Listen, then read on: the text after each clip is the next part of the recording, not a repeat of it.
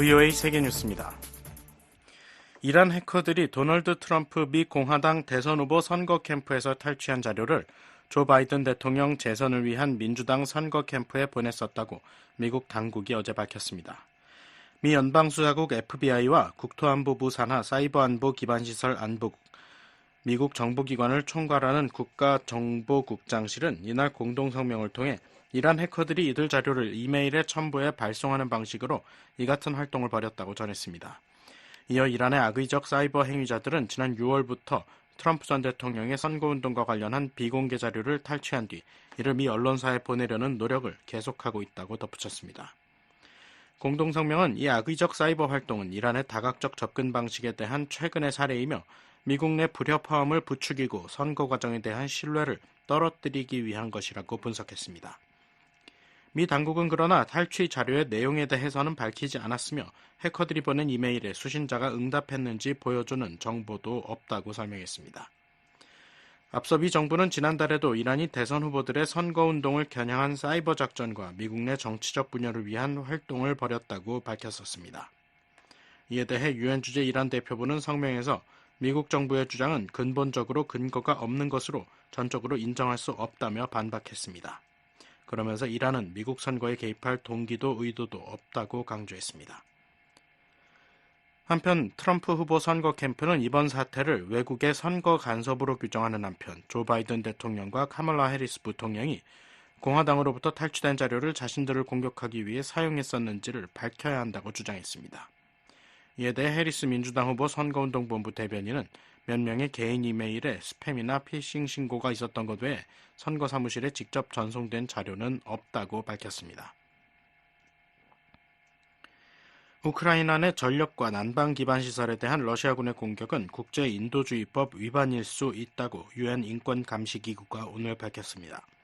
유엔 우크라이나 인권감시단은 오늘 3월부터 지난달까지 발생한 9건의 관련 공격을 분석한 보고서에서 러시아군의 공격으로 손상되거나 파괴된 발전소 7곳과 28개 지역사회를 방문했다며 러시아의 인도주의법 위반이 있었다고 볼 만한 합리적 근거가 있다고 말했습니다. 러시아는 우크라이나를 불법 침공한 2022년 가을과 겨울을 시작으로 민간용 난방에 쓰이는 우크라이나 내 전력과 송전체계 등에 대한 공격을 계속해왔습니다. 이 같은 공격에 영향을 받은 지역 내 도시들은 수주에 한 번꼴로 여러 시간 동안 전력 공급이 끊기는 일이 반복됐습니다. 이런 가운데 러시아가 이날 밤사이 우크라이나 북부 수미 지역 내 에너지 기반 시설을 공격해 일부 지역이 또다시 단전 사태를 겪었다고 우크라이나 전력 당국은 밝혔습니다. 한편 러시아군은 지난달 우크라이나가 침공을 감행했던 쿠르스크 지역의 니콜라예보 다이노 마을과 다리노 마을을 탈환했다고 러시아 국영 타스 통신이 현지 지휘관을 이용해 보도했습니다. 앞서 러시아 국방부는 16일 러시아군이 이 지역 우스페노브카와 보르키 마을을 다시 장악했다고 밝혔었습니다. 중국 남부에서 어제 괴한의 흉기 공격을 당했던 10세 어린이가 결국 숨졌다고 중국과 일본 당국이 오늘 밝혔습니다. 중국 광둥성 선전시 당국에 따르면 이 소녀는 일본인 아버지와 중국인 어머니 사이에서 태어난 일본 국적자로 현지 시각으로 18일 오전 8시경 현지 일본 학교 등교 도중 44살 남성이 휘두른 칼에 찔린 뒤 병원으로 이송돼 치료를 받았지만 숨졌습니다.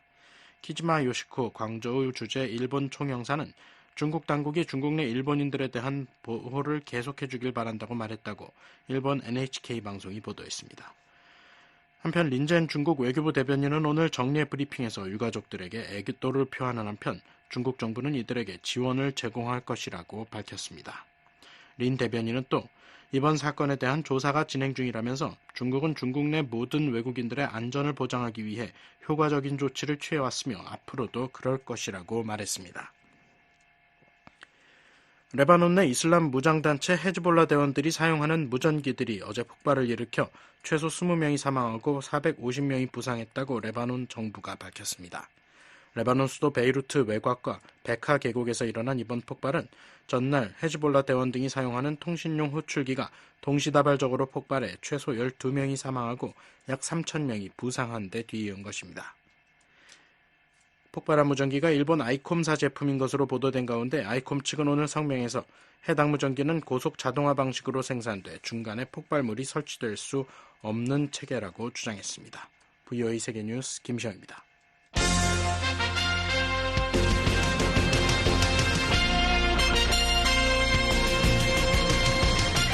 VOA News Today.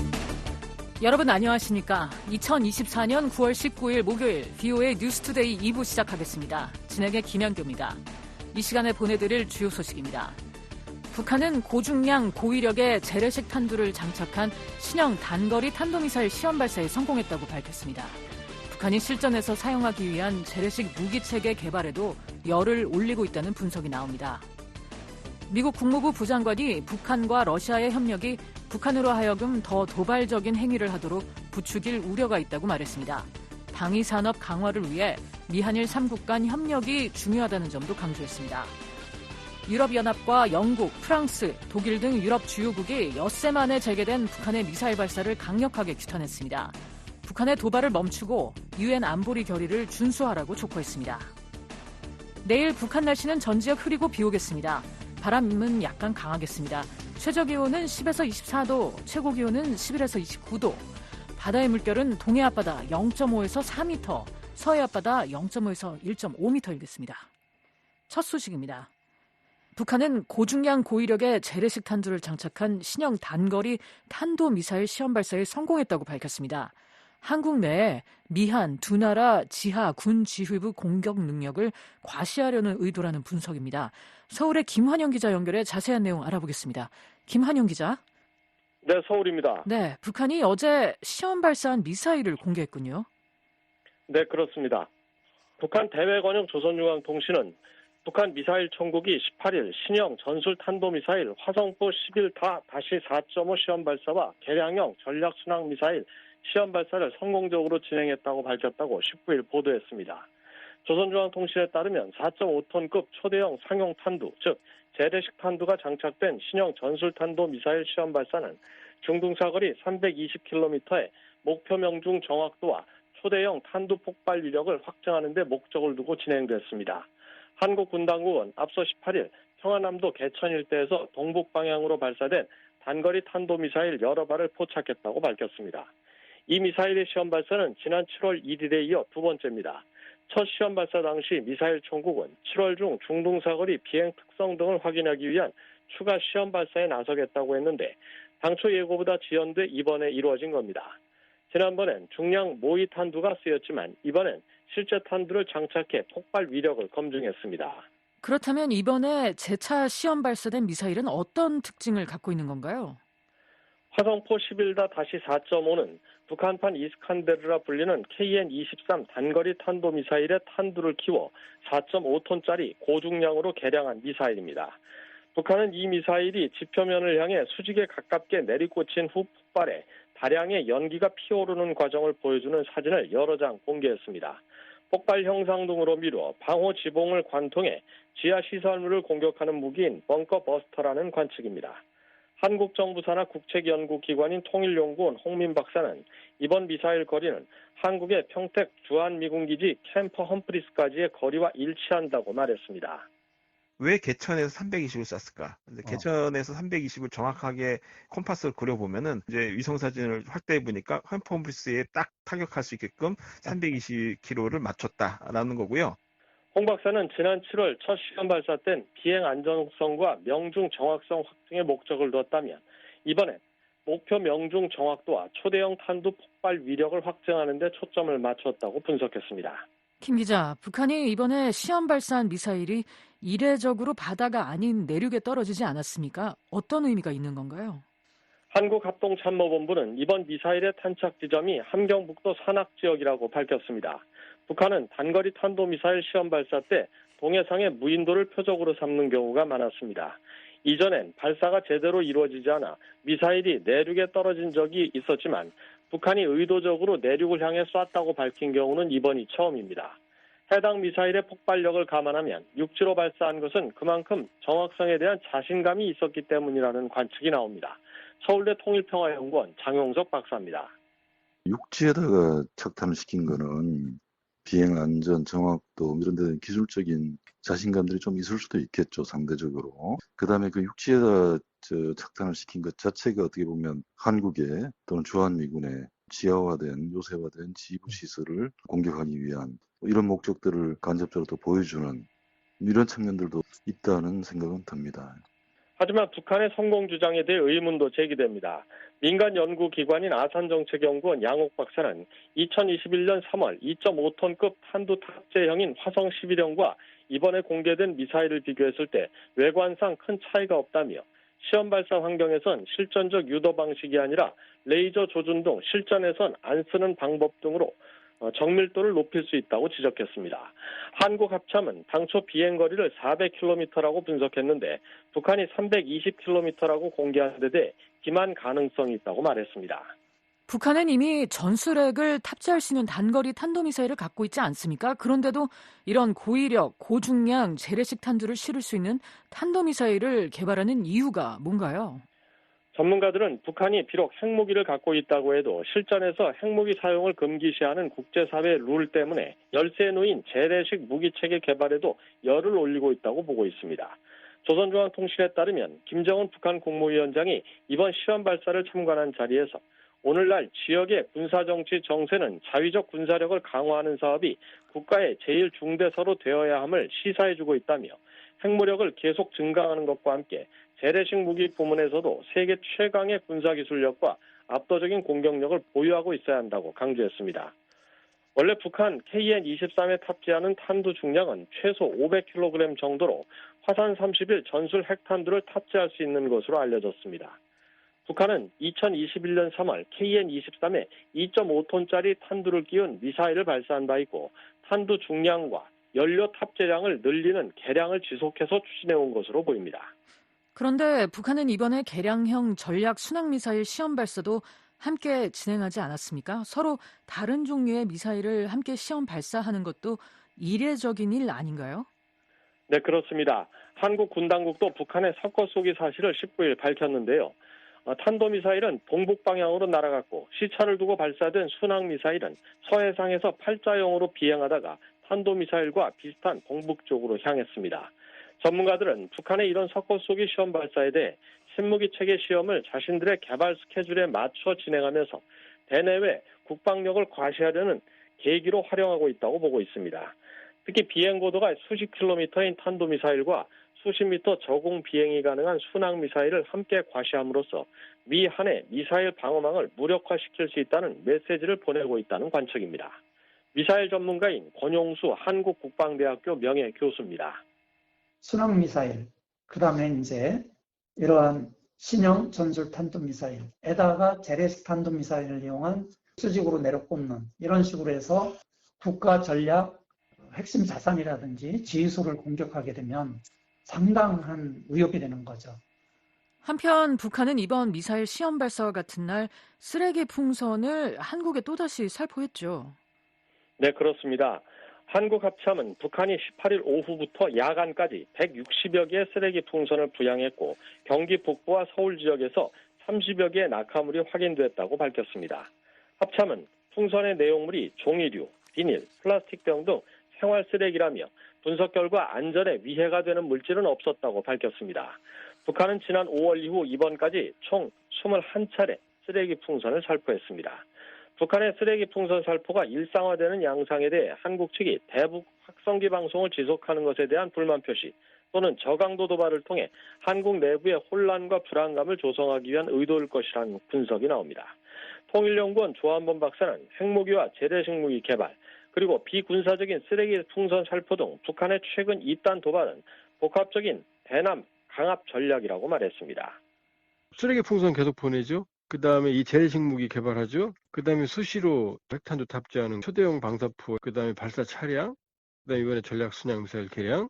핵을 기반으로 하는 핵 강압 전략의 일환이다. 그리고 대남 적대적 관계, 전쟁 관계 전환을 선언했으니까 여기에 맞는 북한식 대응을 하고 있는 거라고 봐야죠. 한국통일부 당국자는 북한이 최근 쓰레기 풍선을 거의 매일 보내다시피 한다며 최근의 풍향이나 한국 측에서 대북 전단을 살포하는 단체가 많지 않은 점을 감안하면 최근 상황은 티포텐, 즉 눈에는 눈, 이에는 이식의 대응 차원이 아닌 것으로 보인다고 말했습니다. 서울에서 VOA 뉴스 김환용입니다.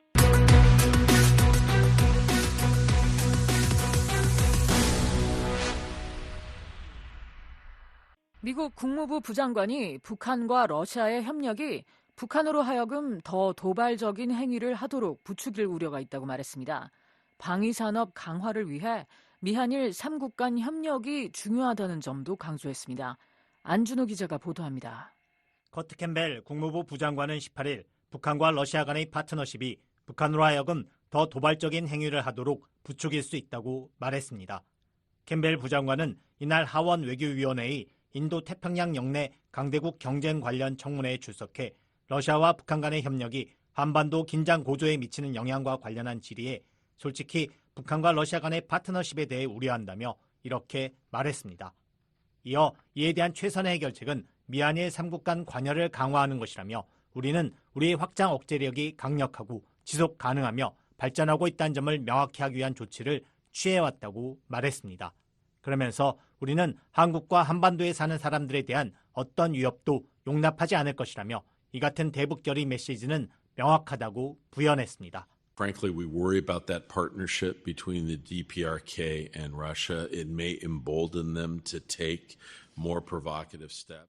캠벨 부장관은 또 중국과 북한을 악의적인 국가로 보느냐는 질문에 김정은은 미국의 전략적 이익과 우리의 가장 가까운 파트너인 일본과 한국에 대해 심히 악의적인 조치들을 취하고 있다면서 우리와 중국과의 관계는 좀 더 복잡하다고 말했습니다. So I would say clearly Kim Jong-un is undertaking deeply malign steps against American. 캠벨 부장관은 한국계인 영김 의원이 미국의 방위산업 위축을 지적하자 한국, 일본 등 동맹과의 협력을 강조하며 이는 단기적인 도전 과제가 아닌 장기적인 과제라고 말했습니다. 그는 1990년대 방위산업을 상당히 축소했고 다변화를 위한 조치를 제대로 취하지 못했다면서 더 많은 기업과 생산 능력이 필요하다고 말했습니다. 이어 하지만 솔직히 말하자면 우리는 동맹과 파트너들과 더 많이 협력해야 한다면서 공동 생산을 위해 노력해야 한다고 말했습니다. 그러면서 이미 미국, 일본, 한국 그리고 다른 나라들 간의 공동 생산과 설계 협정이 이루어졌다며 그런 것들이 매우 중요하다고 강조했습니다. In truth, we downsized our military industrial complex substantially in the 1990s. 캠벨 부장관은 러시아의 우크라이나 침략 전쟁에서 중국과 북한이 러시아를 지원하고 있다는 점도 비판했습니다. 캠벨 부장관은 러시아가 불법적인 전쟁을 벌이는 전장에서 사용한 거의 모든 무기에는 외국산 칩이나 다른 부품들이 포함되어 있다며 많은 것들이 중국산이라고 말했습니다. 또 우크라이나 전장에서 수거된 무기들, 포탄과 장거리 미사일에서 북한제가 사용됐다는 것을 보고 있다고 말했습니다. 이어 이 같은 북한과 중국의 러시아 지원을 막기 위해 북한과 중국에 대한 제재 조치를 취하고 있다고 말했습니다.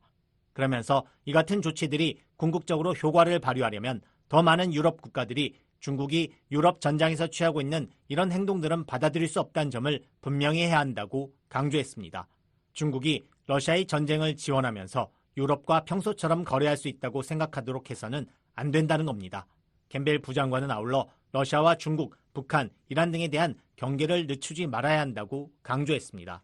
The activities of Russia and China together, of North Korea, of Iran, occasionally Pakistan, this growing group of countries taking steps. 캠벨 부장관은 러시아와 중국, 북한, 이란, 때때로 파키스탄까지 점점 늘어나는 국가들이 미국의 이익에 반하는 행동을 취하고 있다면서 이들을 매우 경계해야 하며 대응 전략을 수립해야 한다고 말했습니다.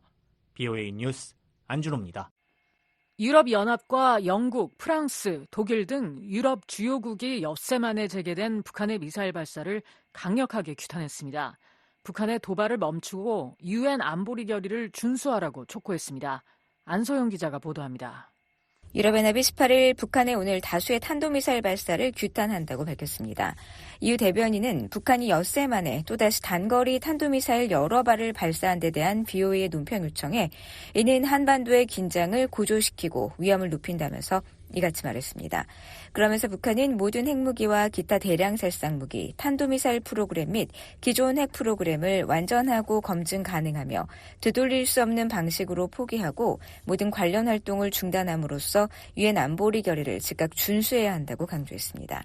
이어 이유는 북한이 지속가능한 평화와 안보의 기반을 구축하고 한반도에 완전하고 검증 가능하며 되돌릴 수 없는 비핵화를 추구하기 위한 조치를 취하기 위해 모든 관련 당사국과 의미 있는 대화에 나설 것을 촉구한다고 덧붙였습니다.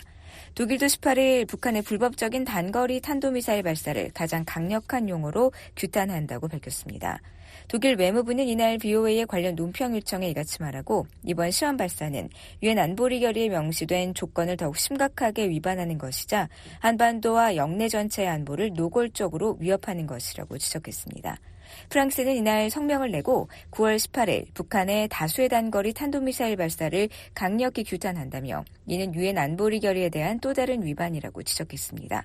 이어 이번 발사는 북한이 지난 9월 12일 여러 발의 미사일을 발사한 후 며칠 만에 이루어졌다고 상기하고 프랑스는 한국 및 일본과의 완전한 연대를 약속한다고 강조했습니다.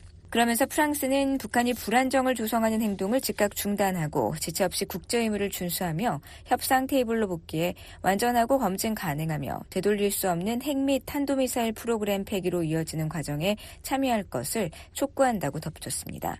또한 프랑스와 그 파트너들은 관련 유엔 안보리 결의에 대한 이행을 보장하고 모든 당사국 간의 대화를 독려하는 데 전념하고 있다고 말했습니다. 영국 외무부는 이날 성명을 통해 9월 18일 북한의 탄도미사일 발사는 여러 유엔 안보리 결의를 위반한 또 다른 사례라고 밝혔습니다.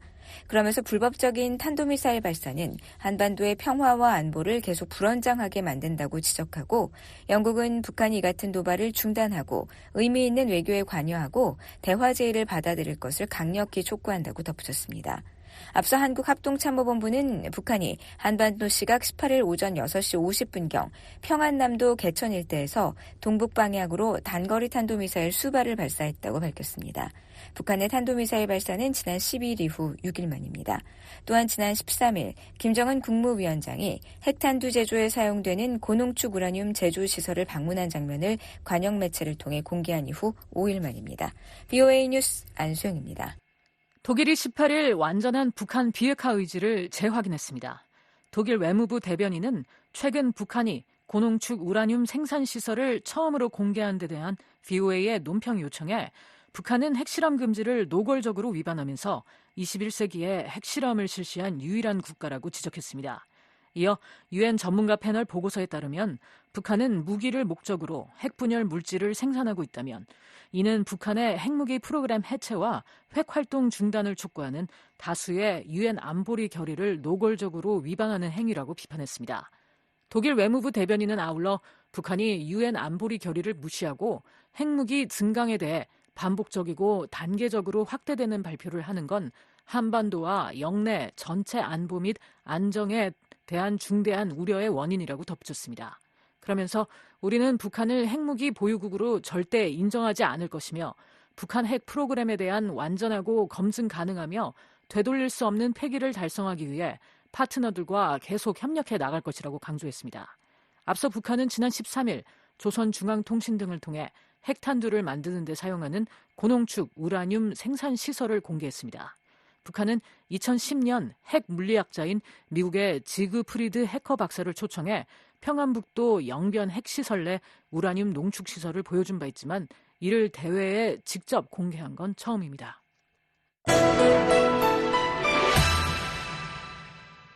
미국 국무부는 북한 연계 해킹 조직이 BOA의 이름을 딴 인터넷 도메인 주소를 개설한 데 대해 언론인을 사칭해 정보를 탈취하려는 행동이라고 지적했습니다. 각국 정부와 민간 기관의 공동 대응의 중요성도 강조했습니다. 함지아 기자가 보도합니다. 국무부는 18일 북한이 BOA를 위장한 인터넷 도메인 주소를 개설한 것과 관련해 북한은 전략적 첩보와 정보를 얻기 위해 악의적인 사이버 활동을 벌이고 있다고 밝혔습니다. 국무부 대변인은 이날 BOA의 관련 질의에 이같이 답하면서 북한의 사이버 행위자들은 종종 사회공학적 기술을 사용해 스피어 피싱 캠페인을 수행하면서 실제 언론인, 학자 혹은 북한 정책계와 연결된 신뢰할 수 있는 개인으로 위장한다고 말했습니다. 국무부 대변인은 미국은 같은 생각을 가진 국가들과 긴밀히 협력해 사이버 공간에서 업무에 지장을 초래하거나 파괴적이거나 불안정을 초래하는 행동을 부각하고 규탄한다며 정부 네트워크 보안 담당자, 대중이 경계를 늦추지 않고 북한의 사이버 위협을 완화하기 위해 함께 노력하는 것이 중요하다고 강조했습니다. 그러면서 더 자세한 내용은 지난 3일 미국 연방수사국 FBI가 발표한 북한 사이버 관련 경고문을 참고해달라고 말했습니다. FBI는 당시 경고문에서 북한이 탈중앙화 금융, 암호화폐와 이와 유사한 산업 종사자들을 노리고 악성 소프트웨어를 배포하고 암호화폐를 훔치려고 하고 있다고 밝혔습니다. 특히 이들 해커들은 지난 몇 달간 암호화폐 상장 지수 펀드나 기타 암호화폐 관련 기업을 표적으로 삼고 해당 기업 직원들에게 접근해 새로운 일자리나 기업 투자를 제안하는 등의 방식으로 접근했다며 관련 업계에 주의를 당부했습니다. 앞서 BOE는 미국 버지니아 동부 연방법원에 최근 제출된 보고서를 인용해 북한 연계 해커인 탈륨 혹은 에메랄드 슬릿이 BOE 방송의 웹사이트 주소와 유사한 voanews.me 등 3개의 인터넷 도메인 주소를 새롭게 개설했다고 보도했습니다. 세계 최대 인터넷 검색 기업인 구글 산하 사이버 보안 업체 맨디언트의 마이클 바나트 수석 분석가는 17일 BOE와의 전화통화에서 북한 연계 해커가 도메인에 대한 스푸핑, 즉 사칭 공격을 하려던 상황으로 보인다고 말했습니다. What we would see in this situation is probably spoofing domains. So what we would go, they would go onto the VOA website. They'd look for, targets of interest. 이어 BOE 웹사이트에서 특정 기자, 특정 언론인을 찾아 그 기자인 척 잠재적인 피해자에게 이메일을 보내려 했을 것이라고 덧붙였습니다. 그러면서 북한 해커들이 이런 방식으로 피해자가 특정 인터넷 링크를 누르도록 만들어 멀웨어, 즉 악성 소프트웨어로 컴퓨터를 감염시키고 결국 원하는 정보를 탈취한다고 설명했습니다. 북한 연계 해커들은 과거에도 BOE 기자를 사칭해 싱크탱크 관계자 등에게 이메일을 보냈는데 이번에도 같은 행위를 목적으로 이 같은 허위 도메인을 개설한 것으로 추정됩니다. BOE 뉴스 함지아입니다. 미국 정부 산하 독립기구인 국제종교자유위원회가 다음 주 북한 내 종교자유 실태를 점검하기 위한 청문회를 개최합니다. 위원회는 북한 내 종교 자유 상황이 여전히 열악하다고 강조했습니다. 이조은 기자입니다. 미 국제종교자유위원회가 최근 홈페이지를 통해 오는 26일 북한 내 종교 자유와 탈북민, 동양과 미국 정책 옵션을 주제로 청문회를 개최한다고 발표했습니다. 이번 청문회는 온라인으로 진행될 예정입니다.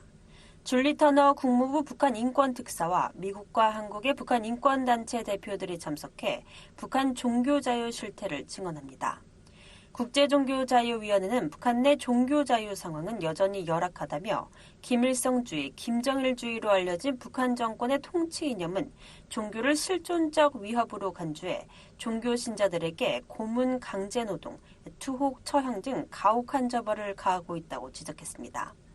또 해외에 있는 북한 사람들은 초국가적 탄압과 강제 송환에 직면해 있는데 특히 종교 활동을 하거나 기독교 선교사들과 접촉한 중국 내 탈북민들은 송환 시 고문이나 기타 가혹한 처벌을 받을 위험이 있다고 강조했습니다. 그러면서 이번 청문회에서 증인들은 북한 내 종교 자유와 한국, 중국 및 기타 국가의 탈북 난민 상황에 대해 논의하고 인권과 국가안보 간 접점을 포함한 미국의 대북 정책 접근 방식에 대해서도 검토할 것이라고 밝혔습니다. 이번 청문회에 참석하는 그레그 스칼러튜 북한 인권위원회 사무총장은 18일 VOA의 통화에서 북한 김씨 정권은 종교의 자유, 특히 기독교를 비롯한 모든 종교적 신념을 탄압하고 있다고 지적했습니다. This hearing is very important for one particular reason. No, for two particular reasons. Number one. 또 현 정권 아래 북한에는 시민사회가 존재하지 않으며 앞으로도 그럴 것이라며 북한 인권 상황을 개선하기 위해선 종교의 자유가 반드시 선행돼야 한다고 강조했습니다. 그러면서 이번 청문회에서 인권과 안보, 군사적 이슈 간의 연관성을 강조하고 국제사회와 국제기구가 북한 인권 상황을 보다 효과적으로 다룰 방안을 설명할 것이라고 밝혔습니다. 앞서 국제종교자유위원회는 지난 5월 발표한 2024 연례보고서에서 북한을 종교자유 특별우려국으로 재지정할 것을 국무부에 권고했습니다. 종교자유 특별우려국은 정부가 국민의 종교자유를 심각하게 침해하거나 박해하는 것을 용인하는 국가를 의미하는데 북한은 2001년부터 특별우려국으로 지정되고 있습니다. 특별 우려국으로 지정된 나라는 관련 법에 따라 통상 등의 분야에서 제재를 받습니다. 국제종교자유위원회는 1998년 국제종교자유법에 따라 설립된 독립적인 정부기관으로 전 세계 종교자유 침해를 감시하고 이에 대한 권고안을 미 정부에 제공합니다. VOA 뉴스 이존입니다. 미국이 유엔 인권이사회에서 북한에 억류돼 있는 한국인들의 실명을 직접 언급하며 장기화되고 있는 이들의 자의적 구금에 대한 우려를 표명했습니다. 한국도 북한이 즉각 이들을 석방할 것을 촉구했습니다. 심현지 기자가 보도합니다. 미국이 17일 스위스 제네바 소재 유엔 본부에서 열린 인권이사회에 자의적 구금에 관한 실무그룹과의 상호대화에서 북한에 억류돼 있는 한국인 문제를 제기했습니다. We are troubled by the DPRK's prolonged arbitrary detention of South Koreans, including Kim Kuk-gi, and September 20th will mark 제네바 the 주재 4,000th 미국 대표부의 서멘사 몬티스 인권 담당관은 이날 회의에서 우리는 김국희 씨 등 한국인들에 대한 북한의 자의적 구금이 장기화되는 것에 대해 우려하고 있다고 말했습니다. 이어 9월 20일은 김정욱 선교사가 구금된 지 4,000일이 되는 날이라고 지적했습니다. 자의적 구금이란 개인이 범죄를 자행했다는 증거나 정당한 법적 절차 없이 체포 또는 구금되는 것을 뜻합니다. 유엔 산하 자의적 구금에 관한 실무그룹은 피해 당사자와 가족, 인권단체들의 청원을 받아 국제인권규범에 맞지 않는 구금 사례를 조사하고 자의적 구금 여부를 판단해 필요한 권고를 제시하는 임무를 수행하고 있습니다. 김국기 목사는 중국 단둥에서 쉼터 등을 운영하며 탈북민 등 북한 주민들에게 숙식을 제공하고 북한의 의약품과 농기계 등을 보내며 선교 활동을 한 것으로 알려져 있습니다. 북한은 지난 2015년 김 목사를 체포한 뒤 간첩죄와 국가전복 음모죄 등을 적용해 무기 노동 교화형을 선고했습니다. 김정욱 선교사도 북중 접경 지역인 중국 단둥에서 탈북민 쉼터와 국수공장을 운영하며 대북 인도적 지원 활동을 하던 중 2013년 선교 활동을 목적으로 밀입국했다가 북한에 억류된 것으로 알려졌습니다. 이 밖에도 북한에는 최충길 선교사와 한국에서 국적을 취득한 탈북민 3명 등 모두 한국인 6명이 억류돼 있습니다. 북한 당국은 현재까지 이들의 소재나 생사 여부를 확인해주지 않고 있습니다. 주 제네바 한국 대표부의 윤성덕 대사도 이날 김국기 목사와 최충길, 김정욱 선교사를 언급하며 북한이 이들을 즉각 석방할 것을 촉구했습니다. The Republic of Korea urges the DPRK to immediately release these detainees. 윤 대사는 또 이 자리에서 북한의 납치 문제와 미송환 한국군 포로를 거론하며 이 사안에 대한 즉각적인 해결을 촉구했습니다. 이어 우리는 강제 송환되는 탈북자들의 자의적 구금에 대해 강한 우려를 표명하며 북한이 이 관행을 즉각 중단할 것을 촉구한다고 말했습니다. We express our strong concern over the arbitrary detention of North Korean escapees who are being forcibly repatriated. 워싱턴의 민간단체인 북한인권위원회의 그레그 스칼러트 사무총장은 18일 VOA와의 통화에서 국제사회가 이들의 석방과 관련해 더 적극적으로 행동에 나서야 한다고 촉구했습니다. There is only symbolic significance by calling on North Korea to release. 스칼라튜 사무총장은 북한은 이들의 석방을 진행하지 않을 것이라면서 실행 측면에서 볼 때 아무 일도 일어나지 않아서 상당히 실망스럽다고 말했습니다. 그러면서 우리는 상호 대화와 구두로 하는 지원 이상의 것이 필요하다며 억류된 이들이 풀려나도록 확실히 하기 위해 북한 정권에 압박을 가해야 한다고 강조했습니다. 한편 17일 열린 인권이사회에서는 강제적, 비자발적 실종에 관한 실무그룹과의 상호 대화도 개최됐습니다. 이 회의에서 미국 대표는 알려지지 않은 수의 북한 주민들이 북한 내부에서 강제적으로 실종됐다고 지적했습니다. 아울러 북한 정권은 또 외국인 국적자를 포함한 국제 납치도 자행하고 있다며 이들의 행방은 알려지지 않고 있다고 덧붙였습니다. 미국 대표는 북한이 강제적 실종을 자행하는 것을 즉각 멈추고 실종된 모든 이들을 석방할 것을 촉구했습니다. 주 제네바 북한 대표부의 박광혁 차석 대사는 이날 회의에서 강제실종 실무그룹의 북한 관련 보고는 적대 세력에 의한 날조된 거짓과 왜곡으로 가득 차 있다고 주장했습니다. VOA 뉴스 심현지입니다. 북한 유조선이 러시아 항구에 입항했습니다. 러시아로부터 유류를 선적할 것으로 예상되는 가운데 유엔 제재를 받고 있는 또 다른 유조선들이 최근 공해상에서 수상한 항적을 보이고 있어 주목됩니다. 함지아 기자입니다. 북한 유조선 련풍호가 러시아 극동 지역의 보스토치니 항에서 발견됐습니다. 선박의 위치 정보를 보여주는 마린 트래픽 자료에 따르면 련풍호는 현지 시각 18일 오후 3시 34분 보스토치니 항의 모습을 드러낸 뒤 10여 분간 부두 쪽으로 접근했습니다. 이어 오후 3시 48분 부두를 약 150m 남겨둔 지점에서 위치 신호를 끄고 잠적했습니다. 해당 부두에는 대형 유류 탱크 3개가 자리하고 있습니다. 또 련풍호가 유조선인 점으로 볼 때 유류 선적을 위해 이 항구에 입항한 것으로 추정됩니다. 앞서 외부로 위치 신호를 드러내지 않던 련풍호는 18일 오전 1시경 보스토치니 항에서 약 118km 떨어진 지점에 나타났습니다. 이후 오전 3시 18분경 또다시 위치 신호를 끄고 지도에서 사라진 뒤 이날 오후 보스토치니 항구에 등장한 것입니다. 보스토치니 항구는 나호카만에 위치하고 있으며 나호카 항에선 동남쪽으로 약 18km 떨어져 있습니다. 앞서 영국 파이낸셜 타임스는 지난 3월 북한 유조선이 러시아 보스토치니 항을 드나들었다고 보도했으며 일본 요미우리 신문도 같은 항구에서 지난 4월 북한 유조선의 입항 장면을 확인했다고 전했습니다. 따라서 북한 유조선이 직접 러시아 항구에서 접안 장면까지 노출한 것은 약 5개월 만입니다. 최근 북한 유조선이 이 일대에 자주 출몰하고 있지만 항구를 100여 킬로미터 앞둔 인근 해역에서 위치 신호를 끄고 잠적하는 경우가 대부분입니다. 련풍호의 입항이 문제가 되는 것은 유엔 안보리 결의 위반 가능성 때문입니다. 앞서 존 커비 백악관 국가안보소통 보좌관은 지난 5월 브리핑에서 러시아가 올해 북한에 제공한 정제유 양이 이미 유엔 안보리가 정한 한도를 넘었다며 구체적인 수치를 공개했습니다. In March alone, Russia shipped more than 165,000 barrels of refined petroleum. 지난 3월에만 러시아가 북한에 16만 5천 배럴이 넘는 정제유를 보냈다는 지적입니다. 유엔 안보리는 지난 2017년 결의 2397호를 통해 북한의 연간 정제유 수입 한도를 50만 배럴로 제한했습니다. 그런데 3월 제공분을 포함해 이미 두 나라의 유류 거래가 한도를 넘었다는 게 커비 보좌관의 설명이었습니다. 따라서 당시 브리핑이 이뤄진 5월 이후 북한에 유류를 공급한다면 이는 안보리 결의 위반입니다. 그러나 북한과 러시아는 최근 협력을 강화하며 이에 아랑곳하지 않는 모습을 보이고 있습니다.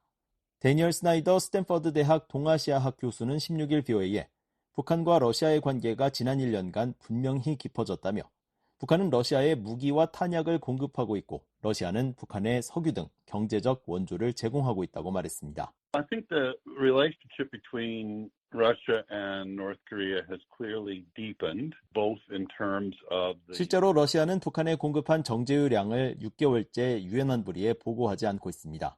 또 지난 3월 유엔 안보리 대북제재 이행을 감독하는 전문가 패널의 임기 연장안에 반대표를 행사했고 이후에도 지속적으로 대북제재 완화 주장을 펼치고 있습니다. 이런 가운데 유엔의 제재를 받고 있는 북한 유조선이 수상한 항적을 보이고 있어 주목됩니다. 마린 트래픽에 따르면 북한 유조선인 안산 1호는 지난 11일 오전 중국 산둥반도 동쪽에서 약 20km 떨어진 지점을 항해하던 중 돌연 위치 신호를 끄고 잠적했습니다. 이후 약 일주일이 지난 현재까지 위치가 확인되지 않고 있습니다. 유엔 안보리 대북제재위원회는 지난 2018년 3월 불법 선박 간 환적에 연루된 안산 1호 등 27척의 북한 선박을 제재했습니다. 특히 이 중 안산 1호를 포함한 13척에 대해선 자산 동결과 입항 금지 조치를 모두 취하도록 했습니다. 자산 동결이나 입항 금지 혹은 선적 취소 등을 명령한 다른 선박에 대한 제재보다 더 강도가 높은 조치였습니다. 이처럼 국제사회 제재로 사실상 공해상 운항이 금지된 안산 1호가 어떤 이유에서 중국 앞바다, 그것도 북한 남포항에서 약 300km나 떨어진 바다 한가운데서 위치 신호를 노출했는지 의문입니다. 앞서 안산 1호는 올해 3월 러시아 나호카항에서 유류를 선적했다는 의혹을 받았던 유조선입니다. 따라서 이 항로를 이용해 현재 러시아로 향하거나 이미 러시아 항구에 도착한 것은 아닌지도 주목되는 부분입니다. 그 밖에 또 다른 제재 유조선인 신평 9호는 18일 오후 늦은 시각 한반도 동해에서 대한해협 방향을 향해 항해하는 모습이 포착됐습니다. 이 항로는 주로 러시아에서 유류를 선적한 북한 유조선이 북한 남포로 되돌아갈 때 이용합니다. 북한과 러시아의 안보리 결의 위반 의혹이 곳곳에서 포착되고 있지만 이들 두 나라는 제재 위반을 하지 않았다는 입장을 고수하고 있습니다. 안나 에브스티그니바 유엔 주재 러시아 차석 대사는 지난 5월 유엔 안보리 회의에서 러시아와 북한 간 협력은 전적으로 건설적이고 합법적이라고 밝혔습니다. что сотрудничество России и КНДР носит исключительно конструктивный и законный характер. 이어 북러 협력은 어느 누구를 위협하거나 어떤 것도 위반하지 않는다고 주장하며 이는 계속될 것이라고 덧붙였습니다. VOA 뉴스 함지아입니다.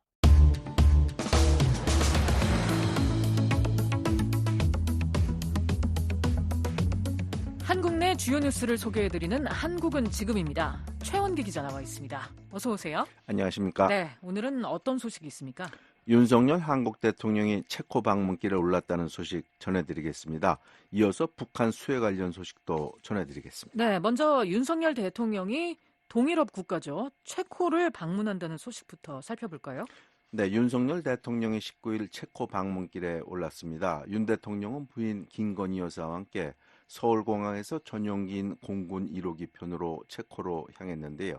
윤 대통령의 이번 순방을 계기로 체코와 원자력 발전소 건설 문제를 확정할 방침입니다. 한국 대통령의 체코 방문은 지난 2015년 12월 박근혜 대통령의 체코 방문 이후 약 9년 만에 공식 방문입니다. 원자력 발전소 건설 문제를 확정한다고 했는데 체코는 이미 한국 원전을 짓기로 결정한 거 아닌가요?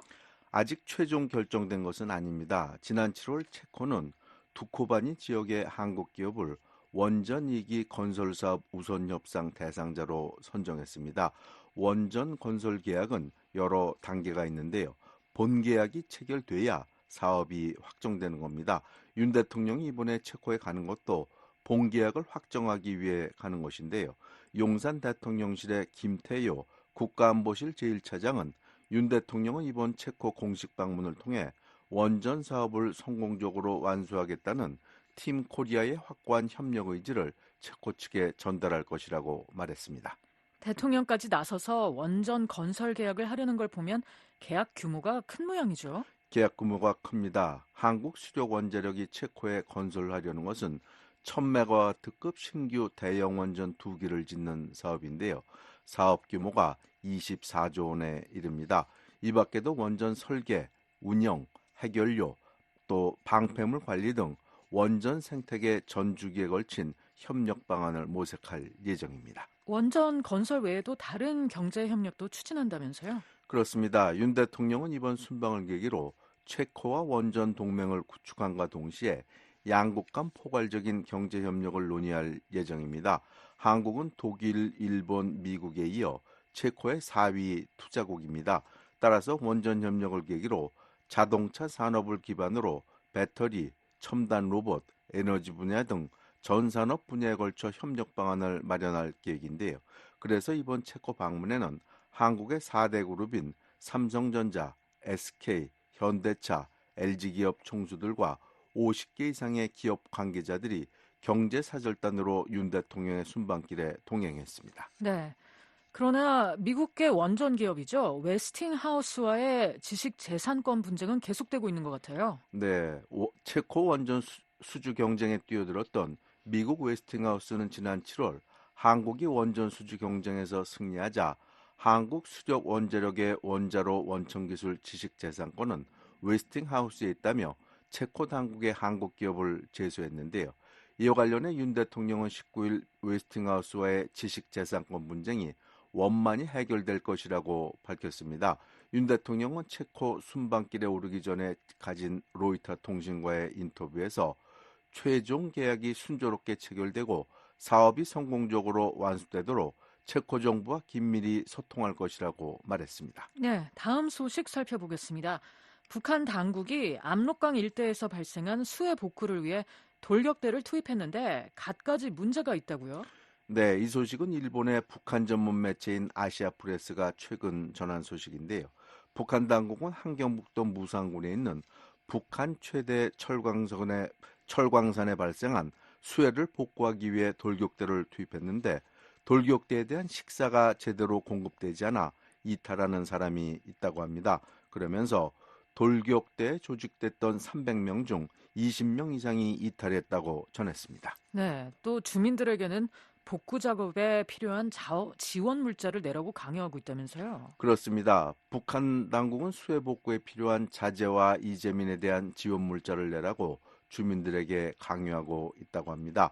북한 당국은 인민방과 여맹, 여성동맹을 통해 마대 등 건설자재를 내라고 요구하는 것 외에도 수재민을 위해 식량과 이불 또 현금을 내라고 압력을 가하고 있다고 합니다. 네, 이렇게 주민들에게 수해복구 물자를 내라고 하는 걸 보면 공사가 제대로 안 되는 모양입니다.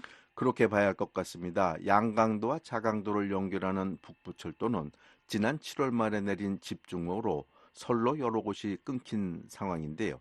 복구 작업을 하고는 있지만 물자가 부족해 비가 오면 지금도 무너질 것 같은 댐떼기식, 즉 댐질식 공사를 하고 있다고 전했습니다. 네. 북한 당국의 수해 지원 물자가 한 곳에만 집중되는 것도 문제라고 들었습니다. 네, 이것은 한국의 북한 전문 매체인 데일리 NK가 전한 소식인데요. 최근 내린 폭우로 평안북도, 자강도, 양강도 등 북한 북부 국경지대 전체가 피해를 입었는데 이재민들을 위한 지원 물자가 김정은 위원장이 방문했던 평안북도 신의주 지역에만 집중되고 있다고 합니다. 데일리 NK는 소식통을 인용해 쌀과 강냉이, 의약품, 담요 등 이재민들을 위한 지원 물자가 신의주에만 몰리고 있다고 전했습니다. 이 때문에 자강도, 양강도, 황해도처럼 폭우 피해가 심각한 다른 지역의 농촌이나 산골에는 지원 물자가 부족해 어려움을 겪고 있다고 합니다. 네, 한국은 지금 최원기 기자였습니다.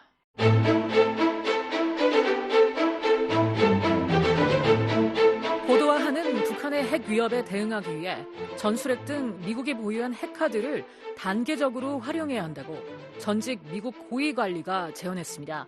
또 통일이 한반도 비핵화의 유일한 길일 수도 있다면서 좀 더 많은 통일 논의가 이루어져야 한다고 말했습니다. 우크라이나 전쟁 해결 방법을 찾으면 한반도 긴장 완화로 이어질 것이라고도 전망했습니다. 14일 VOA 워싱턴 톡에 출연한 제임스 제프리 전 백악관 국가안보회의 부보좌관과 시드니 사일러 전 국가정보위원회 북한 담당 국가정보분석관의 대담을 정리해드립니다. 해리스 부통령과 트럼프 전 대통령이 처음으로 토론을 했습니다. 트럼프 전 대통령은 빅토르 오르반 헝가리 총리의 말을 인용해 중국과 러시아, 북한이 자신을 두려워한다고 주장했습니다. 해리스 부통령은 트럼프 전 대통령이 김정은과 개인적 관계를 맺고 있다고 비판했고요. 제임스 제프리 전 부보장관님, 이를 통해 두 후보가 북한과 북한 지도자를 어떻게 인식하고 있는지 엿볼 수 있을까요? What it tells us is that a Harris administration likely will continue the Biden 이를 통해 우리가 알 수 있는 건 해리스 행정부가 바이든 행정부의 정책을 이어갈 가능성이 높다는 건데요. 북한 문제를 잠시 뒷전으로 제쳐두고 한국을 안심시키는 데 집중하는 거죠. 반면 트럼프가 재선되면 북한 정부와 다시 접촉을 시도할 가능성이 높다는 걸 말해주는 거죠. 어떻게 될지는 두고 봐야 되겠지만 그것이 가장 큰 차이점이라고 봅니다. 트럼프 전 대통령은 북한에 무슨 일이 일어나고 있는지 보라고 말했는데요. 시드니 사일러 전 분석관님, 오늘날의 북한은 트럼프 혹은 바이든 정부가 상대했던 북한과 군사 역량, 대미, 대남 전략면에서 어떻게 달라졌다고 보시나요? 북한의 변화가 미국 정책에 대한 반응 때문이라고 보시나요? 아니면 단지 당초 계획했던 자신들의 무기 개발 일정대로 진행됐다고 보시나요? Well, as we look at the history of the program, it would be hard to say that back in 1990 there was a 30, 40-year development plan for nuclear weapons. 북한의 핵 개발 프로그램 역사를 보면 1990년대 30에서 40년간의 핵무기 개발 계획이 있었다고 말하기는 어렵습니다. 하지만 동시에 이 프로그램이 지난 30여 년간 체계적이고 큰 방해 없이 추진되어 온 건 분명합니다. 오늘날 우리가 직면한 상황은 과거를 돌아보면 상상하기 어려운 위치입니다. 북한은 플루토늄과 고농축 우라늄을 이용한 핵물질을 개발해왔고 단거리에서 중거리 그리고 중장거리, 나아가 대륙간 탄도미사일과 잠수함 발사 순항미사일까지 개발해왔습니다. 이런 미사일들은 모두 핵탄두를 탑재할 수 있는 체계로 발전해왔습니다. 물론 이런 역량의 개발과 시연 뒤에는 어떤 형태로든 교리를 통해 실전 배치를 이어가게 되죠. 그래서 김정은은 실전 배치된 핵무기 체계를 갖추고 있다는 인상을 주려하고 있습니다. 지난 4년간 우리가 본 북한의 행동과 핵 프로그램의 진전은 미국의 잘못된 정책이나 도발, 적대시 정책의 결과가 아닙니다. 북한이 가던 길은 원래 그쪽이었죠. 물론 북한은 질적, 양적으로 핵 프로그램을 발전시켰습니다. 동시에 북한은 여전히 제재와 압박을 받고 있고 핵 프로그램 때문에 낙인이 찍혀 있습니다. 북한 입장에서는 일부 영역에서 어느 정도 성과도 있었지만 정권은 가까스로 버티고 있는 상황이죠.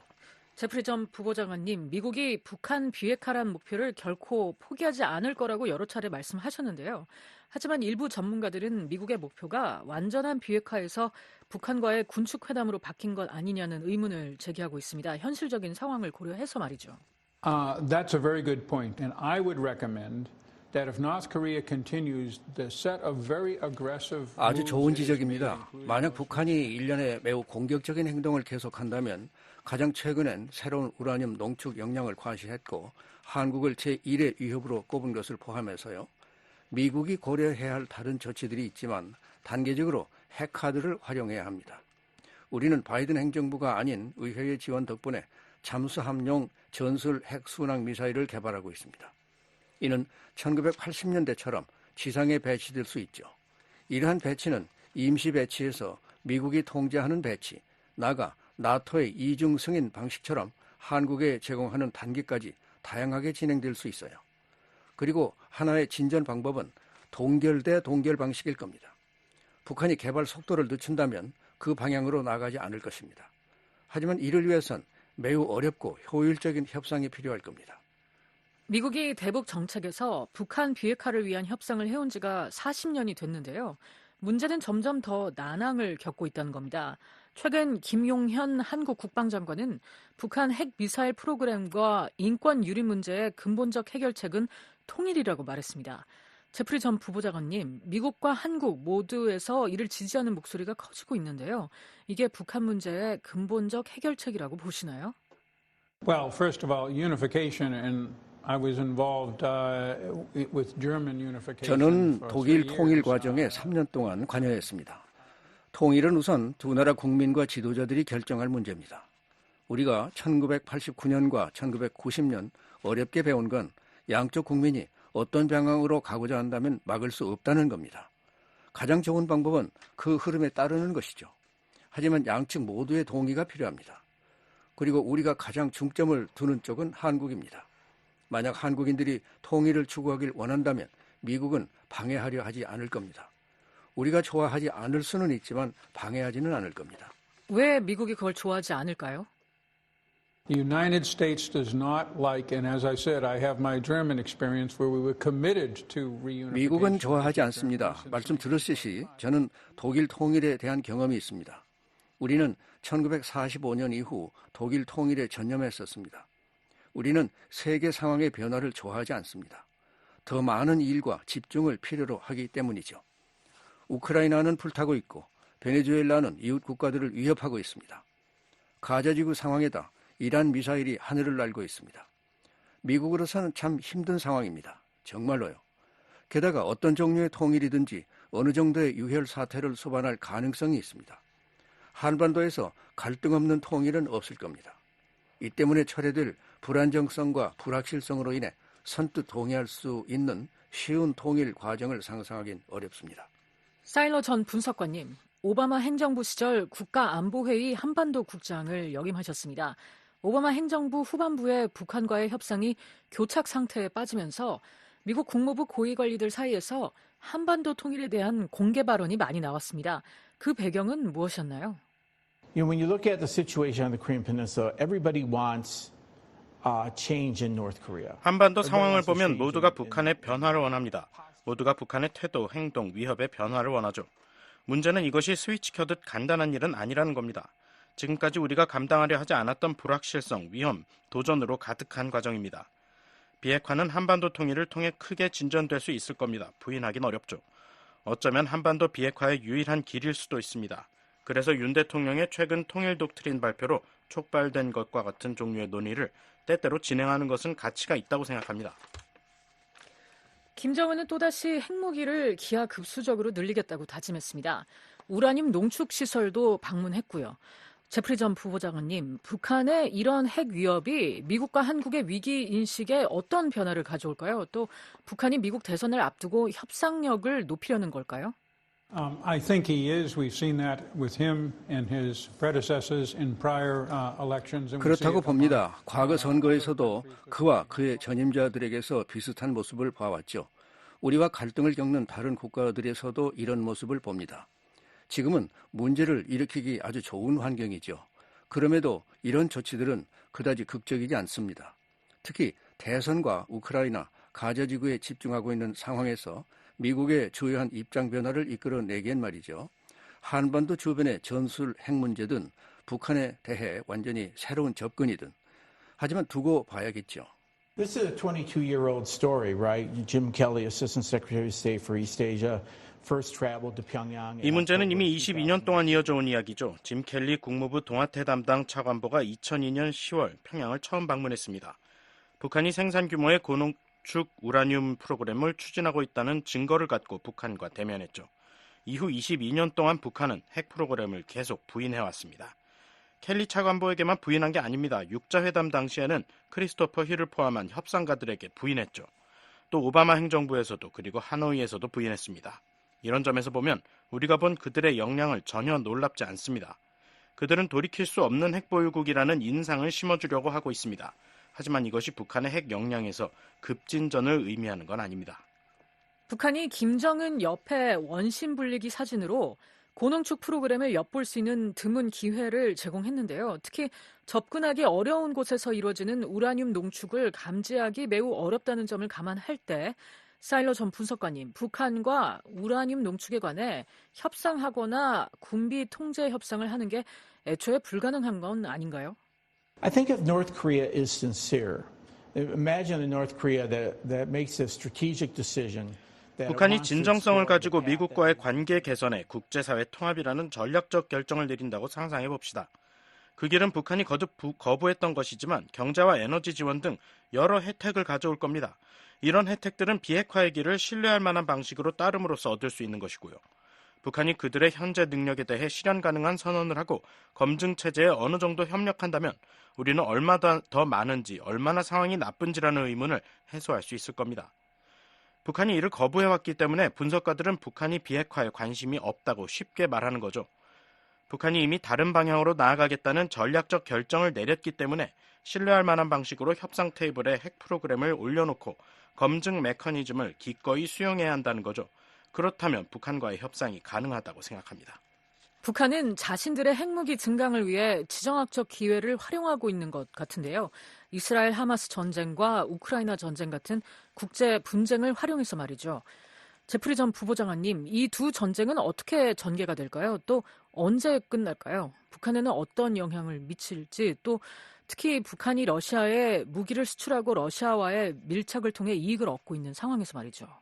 This is so important because you're absolutely right. North Korea has benefited because Russia in particular. 이건 매우 중요합니다. 당신 말이 전적으로 옳아요. 북한이 이익을 얻고 있기 때문입니다. 러시아와 특히 중국이 핵 확산에 대해 크게 우려해왔기 때문이죠. 그리고 중국 입장에선 북한이 할 수 있는 일들은 명확합니다. 한국, 타이완, 일본 또한 몇 달 아니면 그보다 더 빨리 할 수 있는 일들이죠. 그러나 이제 두 진영이 결집하면서 북한은 악의 축 진영에 속하게 됐고 이를 통해 이득을 얻고 있습니다. 하지만 그건 양날의 검과 같습니다. 북한은 이전보다 러시아와 중국의 영향을 더 크게 받고 있습니다. 이것이 하나고요. 무엇보다 그들은 한반도에서 전쟁이 일어나기를 원치 않습니다. 두 번째로 만약 우크라이나 전쟁을 해결할 방법을 찾는다면 트럼프 대통령은 확실히 그걸 시도할 것이고 해리스 부통령 또한 그럴 겁니다. 비록 지금은 말하지 않지만요. 그럴 경우 한반도 긴장 완화로 이어질 가능성이 있습니다. 지금까지 제임스 제프리 전 백악관 국가안보회의 부보좌관과 시드니 사일러 전 국가정보위원회 북한 담당 국가정보분석관의 대담 들으셨습니다. The Voice of America, VOA. 지금까지 VOA 뉴스투데이 2부 들으셨습니다. 잠시 후에는 세계 뉴스에 이어 여기는 워싱턴입니다가 방송됩니다. 여러분의 많은 애청 바랍니다. 저희 VOA 방송은 휴대전화 모바일 사이트를 통해 여러분 곁으로 더욱 빠르게 다가갑니다. VOA 방송 모바일 사이트 www.voakorea.com 빠르고 정확한 세계 소식 VOA 모바일 사이트와 함께하시기 바랍니다.